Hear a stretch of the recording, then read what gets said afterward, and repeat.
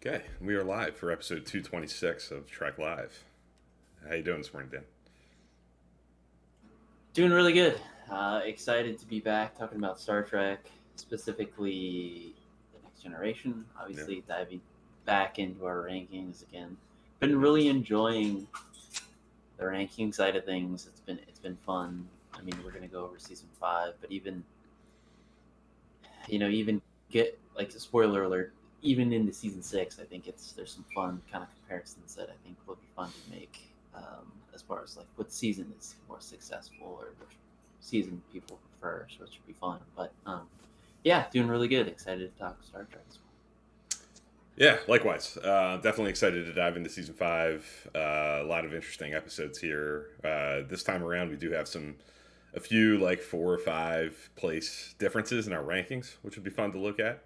Um, and this is probably going to be our last. I don't know about our last season that we're like completely aligned. We'll probably still, because I flip flop shows, so it's going to throw off our pacing a little bit. We're going to get into our, like, where are we right now with our rewatches in a second, but I'm getting close to that overlap period. Uh, so that'll be interesting to see how that works. It's going to take me a little longer to get through a season, but sometimes I go a little faster than Dan, so it might be an equalizer in some respects. Um, so that'll be interesting to talk about too. But like you mentioned, season 5 is really interesting to look at in comparison to 3 and 4, and then 6 as sort of like the meat and potatoes, middle of the road, or not middle of the road, but middle of the series, TNG. Kind of compare the seasons. What are their strengths and weaknesses? Uh, you know, um, there's just a lot of, there are classics here. Like, as we'll see, I think at the top of our lists are pretty similar, but that middle of the bunch of the season is I think where the most interesting conversations actually might be. Um, so we'll get into that in a second, but we're both into season 6. I think we're right around the same place, maybe a couple episodes, maybe even one episode different. And where One we, episode different, I think. yeah, Yeah. where are you right now? Like, what's the last episode you watched? So I'm chugging through season 6 of TNG. Obviously, the last handful of episodes I think have been a really good run. So technically, the last episode that I watched is the Quality of Life. The Peanut Hamper Um, prequel. yes, which again, and that might be a discussion for another day, because I think modern Trek has done such a great job of I think adding to episodes. I feel like a little bit was taken away from this episode because of some of the peanut hamper stuff. But I mean, that's it's. I think it's still a good episode. But I mean, we're kind of right in the middle of some really good episodes. A Fistful of Datas obviously Really good. is really good. We're on the eve of Chain of Commands, Yeah. Ship in a Bottle. I think there's a quiet, Schisms is actually really good. I think Mm-hmm. Relics is solid. So I think this first half of season 6 is just really good. I think there's only a few, um, you know, really bad, and then obviously a notoriously like really bad episode of Star Trek coming up, kind of on the back end of this. That maybe we'll talk about a little bit later in the next episode. But Mm-hmm. no, it's been really good. I think they're really hitting a sweet spot for the Next Generation, for sure. Yeah, I'm right around the same point. The last episode I watched is Fistful of Data, so we're definitely close. We're one episode apart. I'll probably watch Quality of Life today, and I'm interested to. It'll be the first time I've seen it since a mathematically perfect redemption. Um, they're not like directly connected, other than exocomp involvement. But I'm looking forward to looking at that with the foreknowledge of what happens to at least one of those creatures. Um, but really, real quick, I'll just throw a little quick spotlight on A Fistful of Datas. That's an episode that's grown on me a lot over the last few. I'll bet if I went back and I looked at like where I placed it in rewatch 1, 2, 3, and now 4, it's probably gone up like a direct line like upward with each one. Or I never disliked it, but I always kind of found it like middle of the pack. Fun holodeck adventure, but a little light. And it is light. It's lighthearted. But there's some really good Worf stuff in that, and the Brent Spiner performance. I think people credit, rightfully so, Brothers as like a major Brent Spiner like showcase where he's playing Data Lore and Dr. Soong. He plays a lot of characters in A Fistful of Datas. People even, I think, talk about Masks more as like a crazy Brent Spiner performance where he's bouncing between characters and doing a lot in a single episode. But A Fistful of Datas, he's doing a lot of heavy lifting. It really is. Yeah, and I think its best quality is just how, I'll use the word shamelessly, but I mean it more kindly than that. It just completely leans into the Western genre, all the motifs, all the cliches, everything that you expect to see in an old like spaghetti Western is on full display in A Fistful of Datas. Directed by Patrick Stewart, actually. I think it might be his best work as a director in the show. I think he directs 5 episodes. And this, I think, is the one where he gets to do a little something different. I think many of his episodes are a little more straightforward, simple character kinds of stories. He did In Theory, he did Hero Worship, which we're going to talk about maybe as part of season 5. A lot of his episodes are a little more straightforward, from a production standpoint, I think. More people talking in rooms. But at Fistful of Datas, he really gets to flex a little bit and do some visually exciting things. So I really enjoyed A Fistful of Datas this time around, and I'm really coming around to it as a kind of low-key classic episode of. I gave it a B, and I'm already kind of regretting it and thinking maybe that's a little harsh. I really enjoy it. I don't know that it has enough substance on its bones to maybe get above that for me, but I thoroughly enjoy it. I think it's a really, really great hour of Trek. And just real quick, also, Rascals is another one that, I've struggled with my whole life. I've just never been a huge fan of it. But when I watch it, I appreciate some of the humor. I mentioned this a lot, I think, when we talk about TNG. TNG is a very serious show a lot of the time. It doesn't get a chance very often to really embrace the comedy and the comedy chops of the cast. And there are things in Rascals that are refreshingly comedic, but I just can't. About halfway through when the Ferengi show up and very swiftly take over the Enterprise and just like phaser Worf on the bridge like he's a rag doll, and that's that just makes it too hard for me to get over that. It's just too easy and it's too non-credible to believe. I mean, there's a lot of ship gets taken over by the bad guys episodes across all of the Star Treks, from the original series through Discovery and Strange New Worlds. We've seen from beginning to end. That's a trope, but this might be the one that is the most egregiously hard to believe, I guess.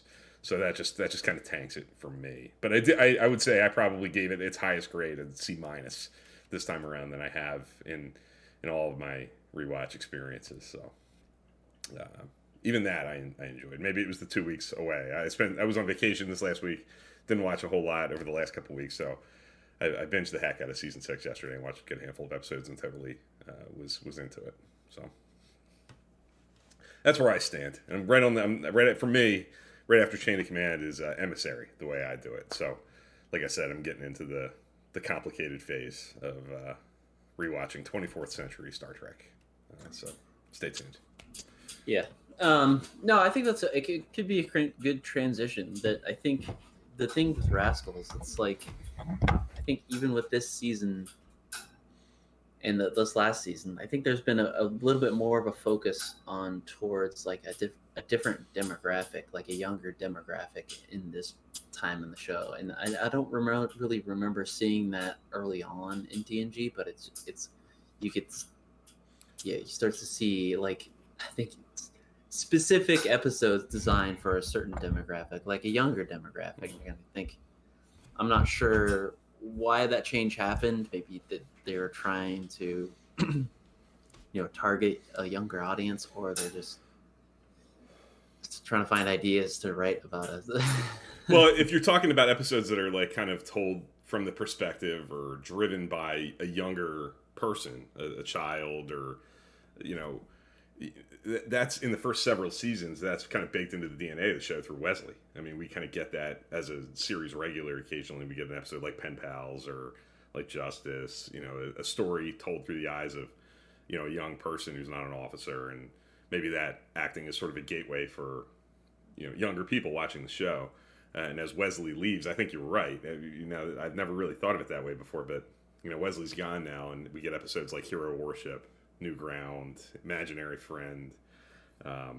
In season 6, Rascals, Fistful of Data is really heavily leaning into Alexander. So yeah, I think that's a really interesting point. There are a lot of child-heavy episodes, kind of in this portion of the show, whether it's Alexander or a guest.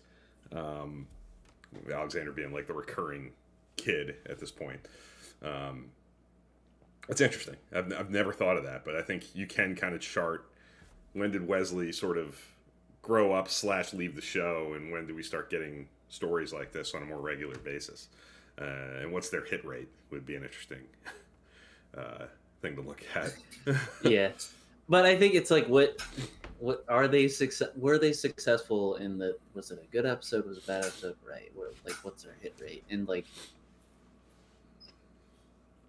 was it like the showrunner and the writers wanting to do something like this, or was it pressure from studios and executives saying like, hey, we need at least 1 or 2 episodes a season before it's like. I also wonder, is it driven by, I think that, yeah, there you go. I think it might also be driven by, conceptually, the Next Generation is about a ship with families on board. I mean, that's something within. That's true. Gene Roddenberry's sort Especially of original concept. Yeah. Yeah, with Alexander, there's a family aspect to the crew. This is not just sort of a militarized batch of people who leave their families behind. This is a crew that has an opportunity to bring their families with them, and that's inherent to the show's premise in some ways. And how often the show keeps its eye on that and explores that is up for debate. But I guess you could look at that as that's the way the show does it. It occasionally checks in on the people living on the ship who aren't officers, aren't of age, but might have a connection through their relationship with a regular, or might just be a guest in the case of Imaginary Friend, for example. Even True Q, which I just watched, is kind of told through the eyes of a young person. She's not living on the ship. She's more of like an intern kind of a deal there as a kind of a study program. But yeah, that's. I mean, I like that idea. I like that. Like in my head canon, that's something that actually happens. Like there's a part of Starfleet Academy where like either you go before you go, or it's like during. It's an internship. Like it's a. Yeah, exactly. People do that. Certainly, college now they're, they study abroad, or they do work in the, they student teach. Like whatever their whatever job or career they're pursuing, they get an opportunity to understudy, and I like that Starfleet gets to show that through the Next Generation, at least, that's something that happens. But season 5, as we kind of pivot into this season, before we even get into the rankings, I'm curious. Like we talked a lot last time when we talked about season 4 and kind of compared it to 3. And maybe talked about 3 being the season that might have the heaviest upper tier, with episodes that are kind of in that A minus, really notable classic territory. Season 4 might be a little lighter on that, but heavier in the good episodes, middle of the road, in the nice way, like just standard issue, chugging out episodes that are really solid. How does season 5 kind of fit in that? Does it look more like 3? Does it look more like 4?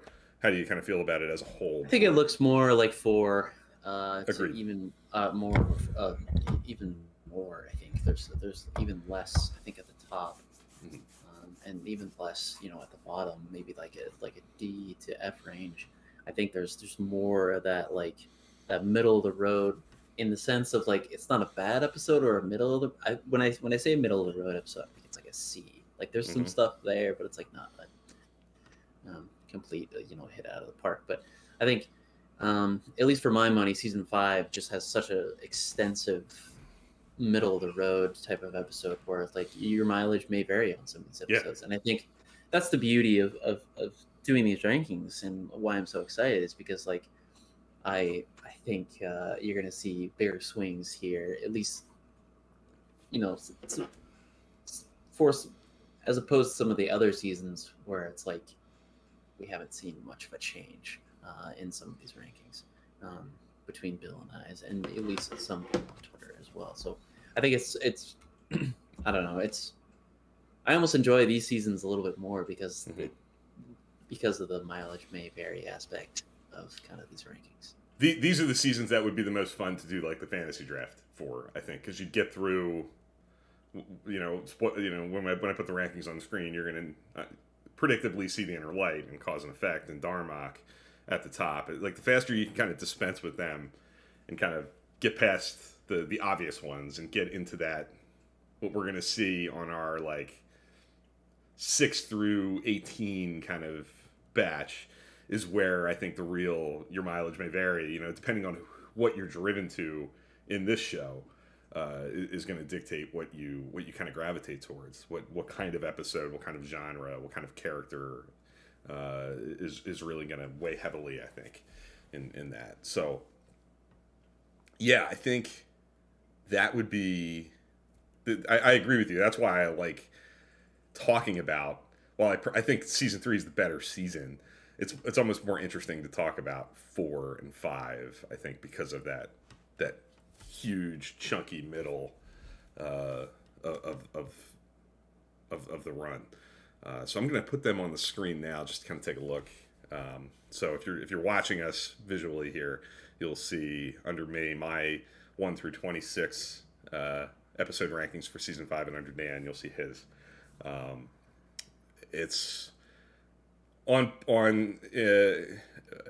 to predict, like typically we are pretty close, and this is no different. We have a lot of similarities here, but we do have some differences. There are a few episodes that are a good handful of spots different, and we'll certainly get into those. But where I think I've asked you this the last few times we've done this and put this on screen. Where do you see your first kind of dividing line? Like where does your first like tier 1 bold line kind of exist, where you would maybe go, these are the classic top, and then maybe one step down, like the difference between an A minus to a B plus maybe kind of thing, or an A and an A minus. Which is such a crazy thing to say, but I feel like after Iborg, honestly, at least for my money, I think from then on it's maybe like a B plus B range. Okay. And then from there, again, this is like the mushy middle here, where I would say that's like not a great episode. Like if back in the day, I'd say skip it. Man, I don't know. Maybe cost of I don't know. Cost of living, maybe. So 24 cost of living around that point is where your thumb starts to point down, maybe a little bit. Okay. And again, that's a wide range of B plus to C plus to just maybe a C. Let's see. Yeah. But still, that's pretty consistent. If we're talking about just coming off of season 1, where like it's such a flip flop of the difference. Yeah, and like we talked about in the last couple of episodes, we talked a lot about there are misfires, and then there are misfires that are really interesting to talk about. Episodes that have things that are, a matter of perspective to me is like the classic example of an episode that doesn't really work, but it is you can have a really cool talk about it when it's over. And I kind of give maybe a little bonus point to that kind of misfire. And I do think, cost of living's one that there's some really odd choices in that, and it's not, it doesn't work for me, but there are some cool aspects that are interesting to think about. Majel Barrett's performance is certainly it's one of my least favorite Loxana episodes, but I think it might be her best performance. I think it's powered by Gene Roddenberry, her husband, passed away during the production of season 5, so this is like the first appearance since that happened, and the episode's about loneliness and living. It kind of gets into why does she do what she does, why is she kind of always looking for companionship, and getting to see Majel Barrett kind of play those scenes with that obvious thing that the fans can kind of connect to too, gives that episode a little extra juice for sure. I know our good friend, longtime friend, maybe original viewer Rob is a big fan of Cost of Living and often mentions that as a strong point. So that's an example of an episode that does not work for me, but has some real merit to it, and that's pretty low on our list. So that kind of maybe tells the story a little bit about how deep the season kind of goes. We have a different last episode. Our bottom 4 are the same, but our 25 and 26 are flipped. You have Violations last. I have Imaginary Friend last. Was that an easy choice? Did you toss and turn about that? Was that a definite that's going last when you saw it kind of a deal? That is an easy last place. Yeah, not a fan of that episode. Yeah, it's really hard to find something in it that I'm like, this is so yeah, probably D, D minus, whatever. I think it's good. Yeah. And then again, like you said, like there is some interesting things in Cost of Living to that character. I'm like, okay, there is some explanation, right? Because like when she comes on the ship, like you get that trope of like, oh, she's always looking for another man. It's just like, but I think there's some, I think it adds some depth to the character a little bit. And then again, when you put what happened to Gene on top of that, I think it just adds some really good stuff. Yeah. Again, I would have to agree. Probably the best performance by her, but not really a fan of the episode. Mm-hmm. It's also got some really interesting, or I feel like there's a direct line between, just like headcanon, you can look at the holodeck program that they run in that episode and look at it like there's some similarities to the program that Naomi Wildman runs in Voyager, the water guy and the tree guy. Which I like that continuity. Yeah, me too. Yeah. It's like you can imagine these came from like the same holo program publisher for children's holodeck programs, and I like that. I like the intercontinuity of that and the way that the shows kind of talk to each other. But man, I have a hard time with those scenes. I'm definitely the Worf type in those. I would be the guy who swats the little guy that flies up to you and makes faces at you. Violations is I don't want to harp too much on it, but what's interesting about that, since we both just watched Man of the People, is kind of how kind of similar they are. I feel like Violations isn't completely Deanna centric the way Man of the People is, but if there are 2 episodes of Star Trek that I can't say that I confuse them, but that they kind of run together a little bit with, kind of bad guy telepath boards the ship and ends up kind of honing in on Deanna first. I guess if you had to watch one tonight, Violations or Man of the People, which one would you watch? Oh, that's tough. Yeah, I guess you're right. Maybe probably Violations, because I don't know. They're both pretty bad. They're both really bad, but I think you're right. They both are really similar in their setup and quality of episode. Yeah. It's a shame. It's a shame when there's a one that works so not well, and I think it's a real shame that one of the ongoing kind of threads that goes all the way through Nemesis is because it happens again there, like this telepathic violation of Deanna trope that keeps coming back, that I wish they would have not overplayed or maybe even used at all. Would have been kind of nice, but that's the first of, maybe the first. It might not even be the first, but I'd have to think about it. But yeah, that gets old for sure. Getting out of the negative and into the positive.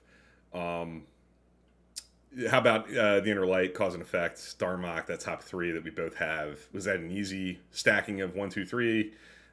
Did you flip anything? Was it a process to kind of figure that out, or is that an easy one? No, I think it was really easy. I think the Inner Light is really good. I don't know. I really resonated with Inner Light this time around. I think there's like an aspect of like a little bit of personal side of it. Like, as you guys know, I've moved again, and I think I really resonate with Picard in the way that he has to like let go and start living his life in this new place. And I really resonate with that. And I think that's awesome. Just people can resonate with that, and I think that's just like how it tackles change, and you see how much that life meant to Picard. I think there's some, and then obviously it's just a really cool sci-fi concept. Yeah. To kind of begin with, so really resonated with Inner Light this time around, and then Cause and Effect and Darmok are like top tier Star Trek. I think Darmok is like, if I'm gonna show someone and try to introduce someone to Trek, I feel like that's a great episode to kind of go with, because it's really good, just classic pillar of Star Trek. So yeah, easy top three for sure. I think your mileage may vary with 4, 5, and 6. I think you could maybe interchange those a little bit, but I think specifically with Borg, I think what we got with Picard in the whole season, I think really changes that that episode. I really think though it definitely belongs in the top 5 even before Picard. I think there's some really good stuff with him and Hugh in the ready room, and him just like really just flipping a switch, and you can see his trauma come out a little bit. And I think like even with like, if I'm just watching this for the first time and the only thing I have to go off is like best of both worlds, like it's just like, I don't know. I think it's really good stuff. Yeah, and Iborg, when he's in the ready room with Hugh, and the light switch kind of flips when Hugh calls him Locutus, and he's like, I can use that, and he has to like lean into the stepping back into that role is a great Picard moment. And yeah, I think we both kind of watched that in the wake of season 3. I don't remember if it was like between 9 and 10 or if it was after 10, but it was right around the end of the season, and after the Borg stuff started to unfold a little bit. I think Iborg keeps that thread alive, that the trauma of it, and the fact that he's still dealing with the effect of what happened in the Best of Both Worlds. It's that he's not totally over it, and that he's sort of the last person to accept the notion that even after Guinan, that maybe change is possible for Hugh. And it's I think it's a great one that gets better with time, and it's good Geordi episode, good Crusher episode. Like, they both have good things to do in that. The Picard Guinan fencing scene, talking about the decision, I think is great. Like, morality play, Star Trek. So that's an easy one for 4 for me. I feel like that is, I agree with you. I think you said that's your kind of cutoff, where maybe it that first dividing line might exist. I would agree with that. I think that's the top 4 with some ease for me. Some of the differences that we have, the biggest one, this is kind of rare actually, and I love that it's a kind of quintessential sort of middle of the pack episode that doesn't get a lot of love. Ethics is 5-spot difference. You have it at 10, I have it at 15.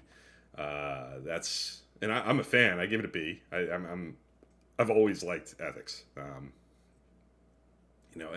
think it's easy for me. I always kind of go into it thinking this is a Crusher episode, and it is. But Worf has a lot. Riker has a lot. Troy has a lot. Like, this is a good ensemble episode that gives the whole cast like big dramatic, meaty things to do. You have it in your top 10. Like, was that like safe to say you really like Ethics? Yeah, I really like it. I think it capitalizes on kind of the serialization of like Alexander being on the ship. Yeah, yeah, But I think there's some really good like familial aspect of it. Like this is a member of our family. Like this is um, really traumatic thing. It's a really dramatic thing that's happening.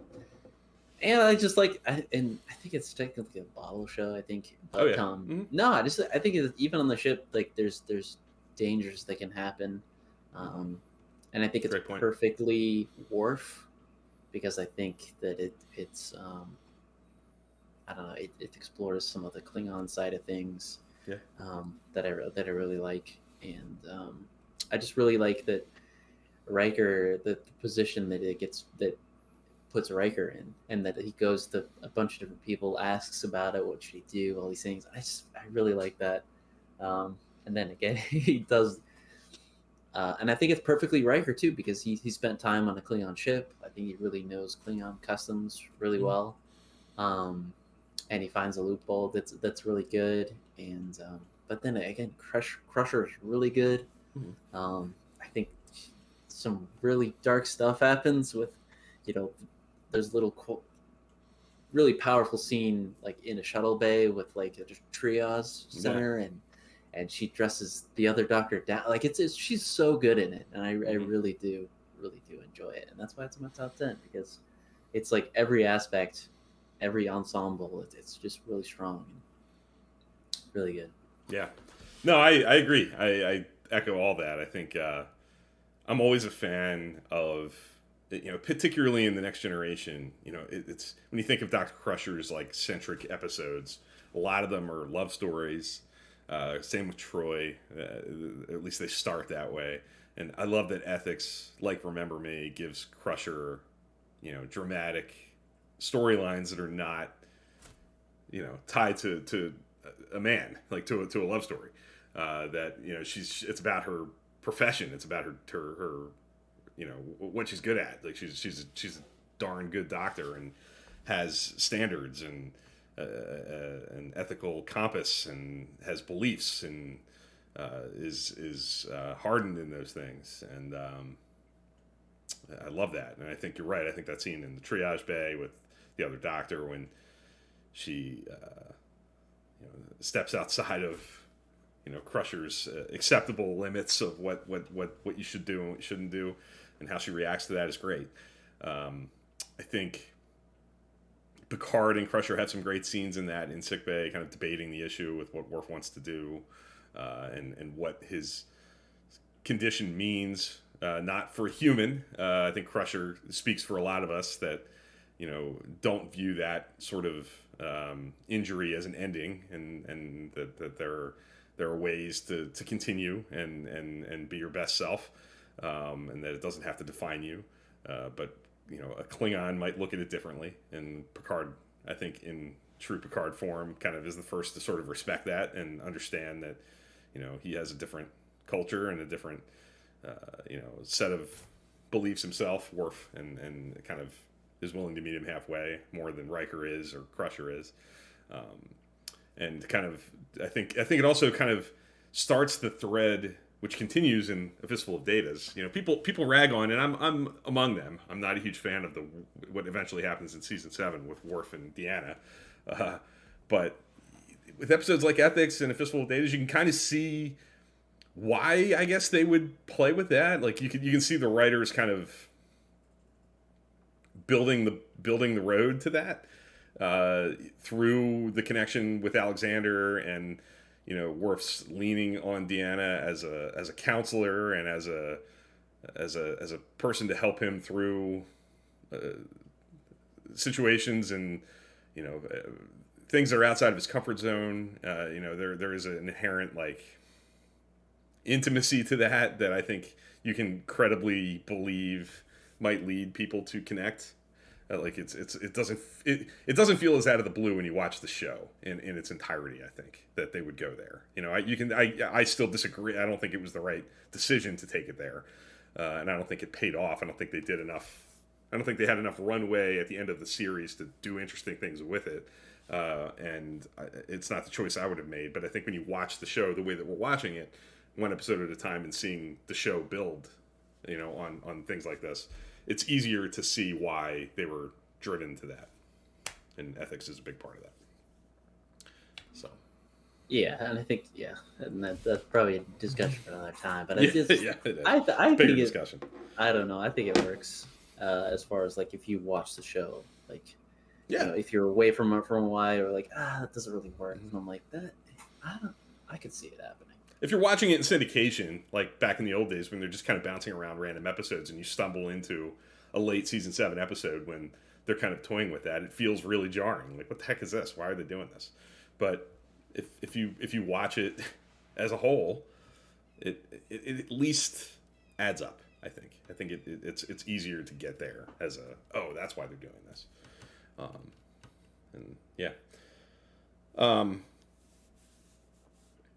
Silicon Avatar is another one. We're 4 spots. That's a pretty big gap for us in a 26 episode season. We're not usually that separated. That's the crystalline entity. It's another continuity kind of episode. It's dealing with things that were introduced earlier, and it's building on Data's sort of origins and the colony he was from. It's another episode that's about, Star Trek does a lot, all through today, a lot of trauma stuff. A lot of people dealing with a lot of pain and suffering in their lives. And Silicon Avatar is definitely that, with the guest character dealing with loss of her child and using Data as sort of like a surrogate entry point to that. What do you think? I mean, actually, I'm the one who has it higher, so I guess I should be the one that has to sort of maybe defend it a little bit. What I just said is definitely my reason for liking it. I think the dynamic between Data and Dr. Marr, as I think that journey that she kind of goes on from kind of being distrusting of Data and kind of assuming that he's the connective tissue to, the colony and the crystalline entity, and why it came and wiped out everybody, including her son, and then kind of,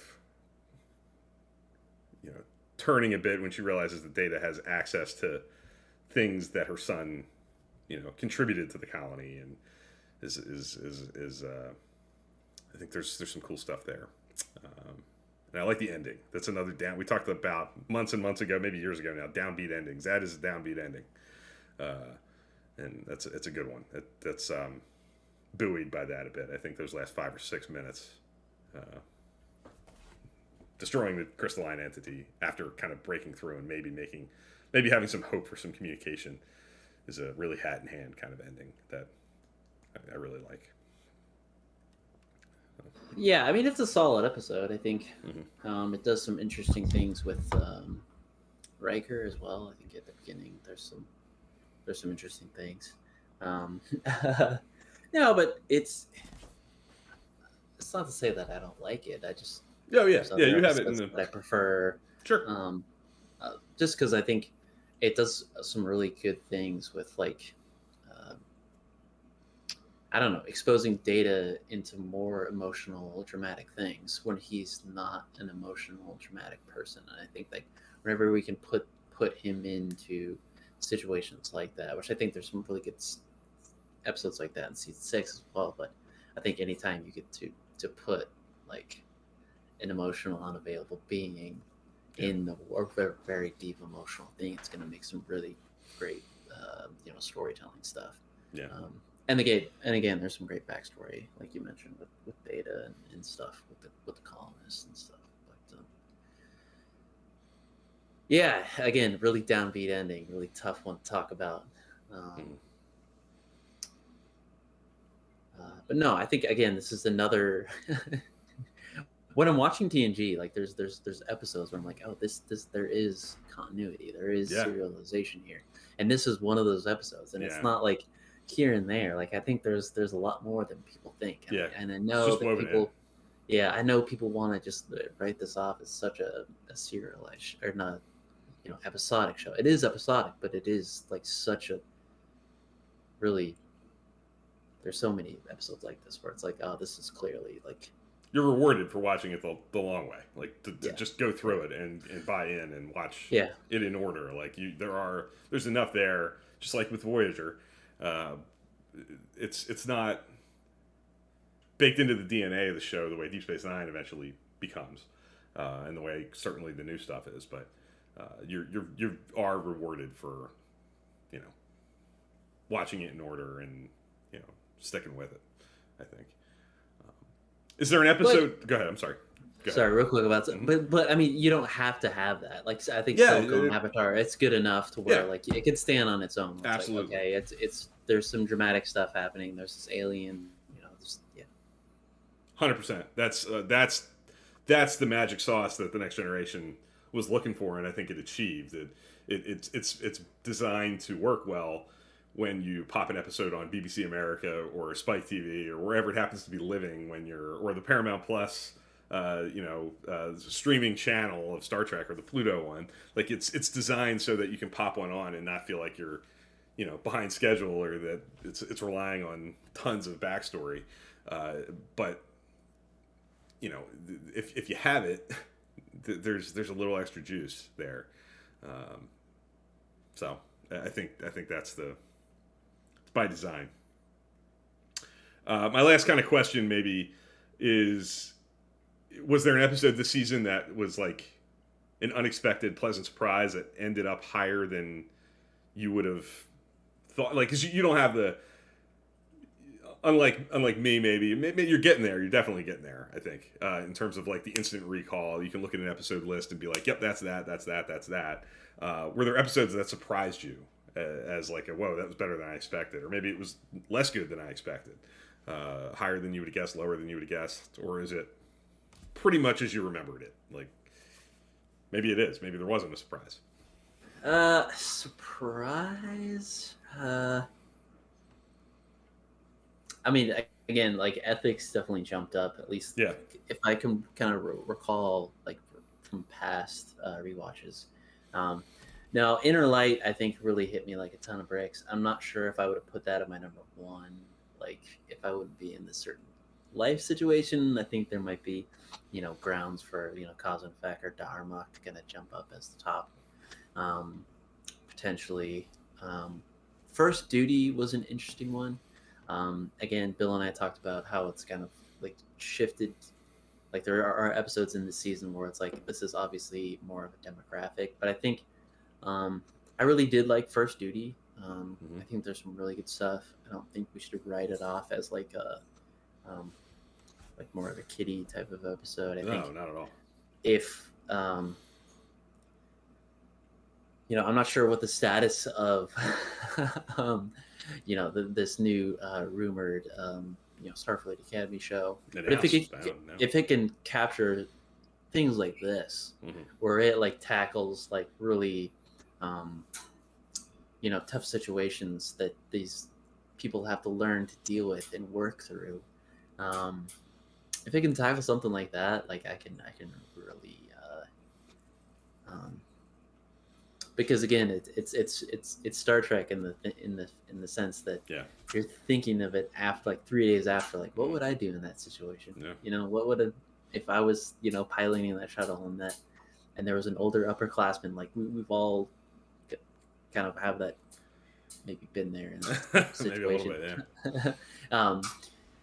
I just think that in typical Star Trek fashion, it's like I find myself thinking about it after the episode. I'm like, well, what would I have done?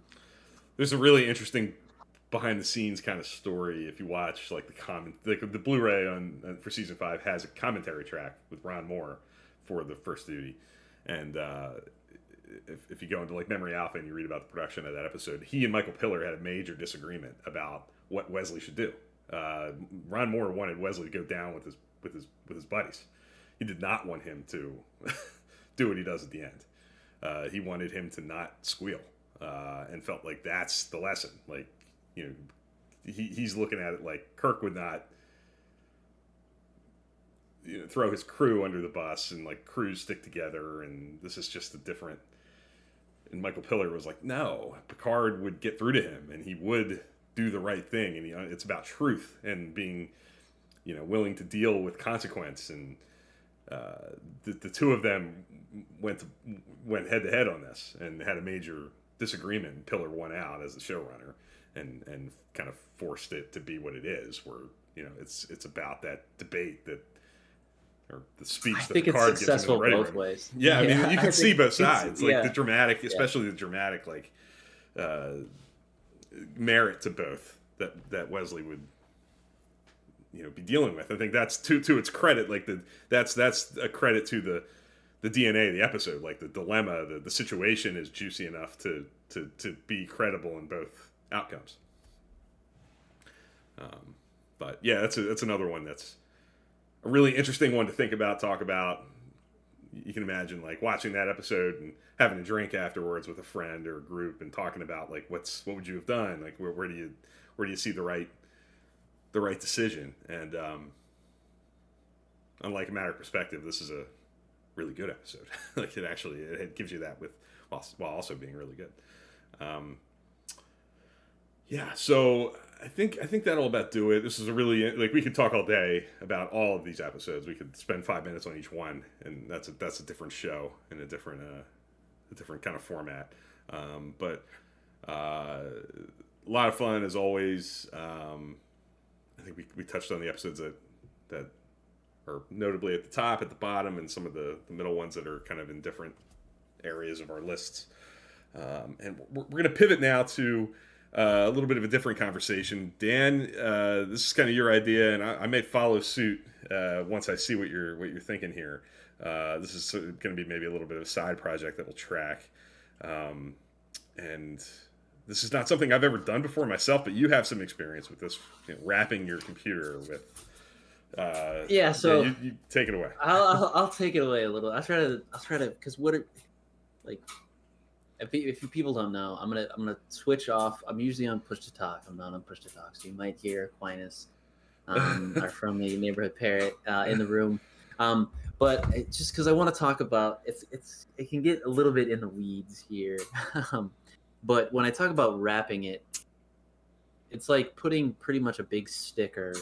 Vinyl is the material. It's just like a big sticker on the PC case. Mm-hmm. And right now, it's just like a black box. And I always thought it'd be fun to do like a specific style and change the color up a little bit.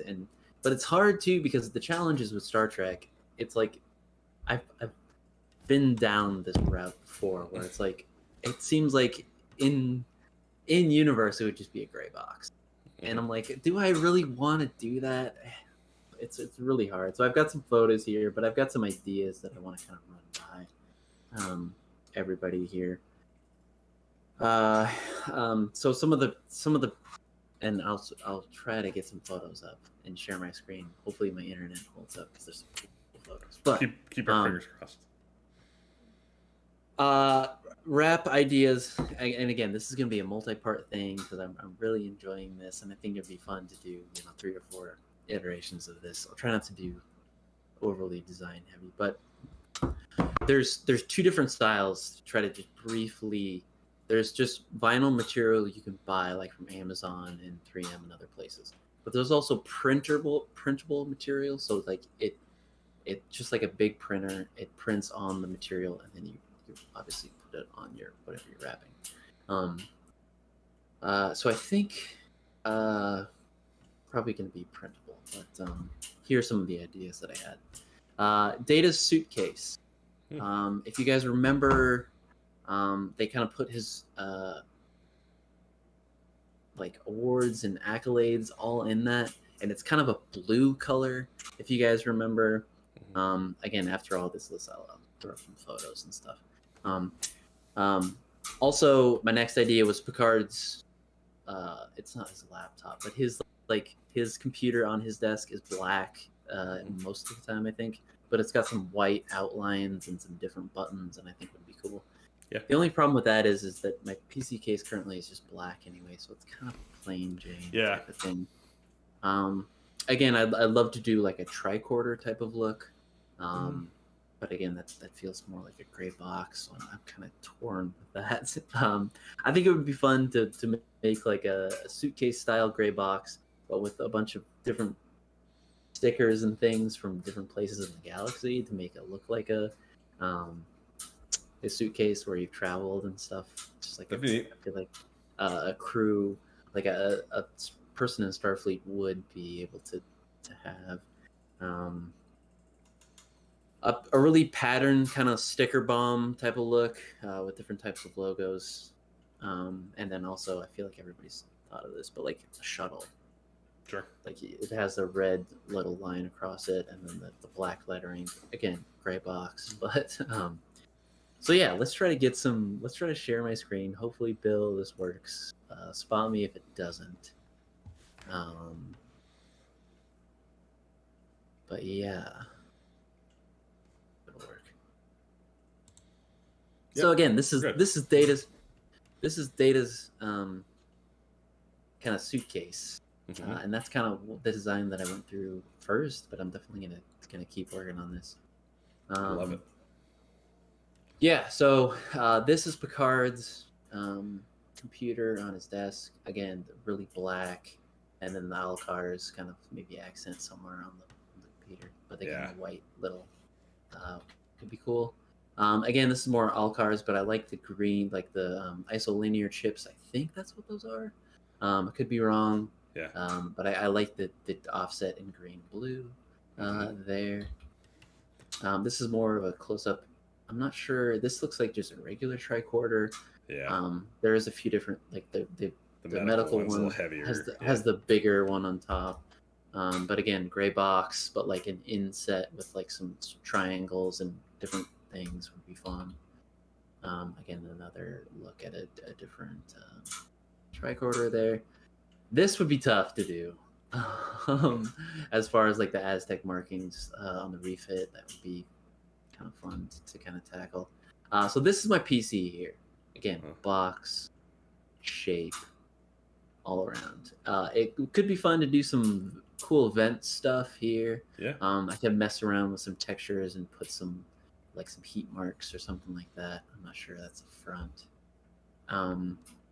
But yeah, let me just stop streaming really quick, and then bring up, and then just Bill. I know I'm gonna keep going a lot, but just you're good. Again, so this is kind of what I put together with like a look, just real quick, because I don't want to spend too much time on this. It's almost 8 or 11, whatever time it is. Whatever time it is. So I want to be quick here, and this is the Data's suitcase box, because I really like blue. I really want to stay away from doing like a gray box. I want to do something different, but I'm not sure. There's other designs that I'm gonna do. Like I said, this is gonna be like another. This is gonna be a series because I'm really enjoying this, and if you guys aren't, that's okay. There's a huge backlog of Trek Live stuff, but I really like the blue. It's gonna be hard to kind of nail down the exact blue, but I like to incorporate the lines, and I think it would be fun to do an interesting little text here, a little shout out, and then again the lines that really just map kind of around to feel like that this could be I don't know, a part of Star Trek canon in a way. Again, like all these symbols and things are all property of Paramount. Obviously, I'm not going to actually do this wink, wink, wink, or sell or make money or anything like that. But no, I really want to stay away from a gray box, like I said, and I think there's some interesting things that we could do, especially with events on the other side here. But that's just quick. I just wanted to do a test little design here, so you guys could see kind of what you have in mind. Kind of what I have in mind, and then also just not get too heavy and relate to the tutorial aspect of it, and kind of what I'm thinking. So yeah, any thoughts, any ideas? I'd love to hear some ideas. I think I don't know. I just want to try to put like my headcanon into it to where like this could be on an away mission, or like in episodes, like Geordi will go down to this engineering problem, and I'd love to see, like he says, like I've assigned in a quality of life. He's like, I've assigned, um, 3 engineering teams. I'd love to be like, this is one of the equipments that they bring. Like, Mm-hmm. I don't know. I think it would be fun to kind of do something like that. It would, and I think it's gonna be awesome to kind of track your progress every time we come back. I think we should, maybe toss this into the end of the show and really think, see where you're leaning, and if that's the design aesthetic that you're kind of embracing, and as you flesh it out, it would be really cool to kind of follow the progress. And I want to do this too. My computer is white, unlike Dan's. Mine's a good looking computer, but could really use a spruce up like this. And depending on how you fare here, and I'm gonna let you do the inaugural run, I guess, and then I might follow suit. I love the Aztecing idea, but like you said, I totally get that that's probably difficult to totally replicate or something like this. And I know that there's been a lot of buzz on the new Alcars, like the red and blue, like the deep, really vibrant. But I still have an affinity for like the old original style, the OG. yeah, the original, like the tans and the mute blues and the little mobs, and I just I don't know, I really like that. That's probably where I would gravitate myself. That's definitely that original Elcars is where my heart's at, and probably always will be. But this is such a deep, there's so much great like design aesthetic throughout these shows. Going back to in canon, in continuity, the Enterprise, the NX era, I love the props on that ship and the way things like cases and engineer, like the stuff Trip walks around with, and the medical equipment, like those kinds of things, I think look great with the labels in Enterprise. That would tempt me as well, and that's the beauty of this, is I feel like it's such a wide range of things, like the Bajoran stuff, the Cardassian aesthetic from Deep Space Nine, like really interesting, cool design concepts. Elcars is definitely like the meatiest, like the most prominently featured lane to go down, but there's a lot to explore and think about. Real quick, the idea behind this kind of got really stemmed from a PC case that got released that they 3D printed. It's like a Borg style ship. Yeah, they've also got like I forget the name of the place, which really hurts. But if you just type in like Star Trek PC case, it'll come up. But we'll put it in the show notes as well. Yeah, that's where the original idea came from. Because they have like this really cool Borg one. I think would be a cool idea as well to do Borg. But I want to be one of the good guys. The Starfleet, yeah. I don't want to be. I love the suitcase idea. I think that's the data suitcase from Measure of a Man is a cool thing to gravitate towards. I think that color is neat. Like that pops, and I think. I love the white lines and the way that you could put like your name on it, or the division, like you said, like an engineering unit. You could get creative with the kinds of markings you could personalize it with. Cool. So we'll definitely be keeping tabs on this. I think we'll, for the next little bit, for as often as you have an update to share, we'll have to kind of include this as maybe the button to the end of our shows, especially now that Picard, for the last several weeks we would end our shows with kind of chatting about Picard with whatever's going on current, and for the next couple months we won't have that, so kind of ripe for using this time to check in on a project like this. So when we're back in 2 weeks, we'll have to check in again and see where things stand. Will do. Alrighty, that'll about do it. Stay tuned for more from Trek Live. We do have a Discord server, which I highly recommend joining if you're watching this, if you enjoy our content, if you like talking Star Trek, and you're looking for a place to do it outside of Twitter or the bigger more intimidating places. Our Discord servers are really modest, but upbeat and positive place to interact with Star Trek fans who are pretty welcoming and pretty open minded to all the current stuff, all the old stuff. You can DM me on Twitter is probably the best way to get that invitation. We don't like to post the link as a permanent thing to kind of reduce the riffraff and kind of overpopulating it. We like the fact that it's kind of modest and not so big and so constantly active that it's hard to kind of crack in and keep an eye on what people are talking about. But if you're interested in joining a place like that, you can DM me on Twitter, TrekFan4387. I'll be happy to get you invited. We'll occasionally throw that open on Twitter and try to add some new people. But we like our community to be pretty tight knit, and occasionally we'll have to do it again soon. It's been a little bit. We have events that we call Trek After Dark. They're casual hangouts. We'll do a video call like Dan and I are doing right now with the members of our community and just kind of talk about whatever's going on in the world of Star Trek. We usually spend a lot of time talking about the current stuff. We talk about what we're watching, our kind of and what we have going on in our personal lives, and getting to know each other as friends.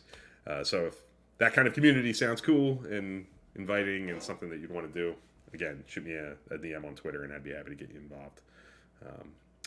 But we are both on Twitter. We both share occasionally I share all the time what I'm watching. You can follow my rewatch with episode grades and little reviews. TrekFan4387. You find all of our tags in the description below. But as Dan likes to say, the discussion doesn't have to stop here. Yep. You can get in touch with us in a variety of ways. So please do. Yeah, I want to thank everybody for watching. Just know that Strange New Worlds is around the corner, so I think this is a perfect time to get involved in your favorite Star Trek podcast. It's Trek Live, hopefully, and other great podcasts on this platform and on podcast feed, obviously. And we'll be back in 2 weeks, hopefully, and with a topic that should be fun. Star Trek discussion. But thank you everybody for watching. We'll see you in 2 weeks. Take care, everybody.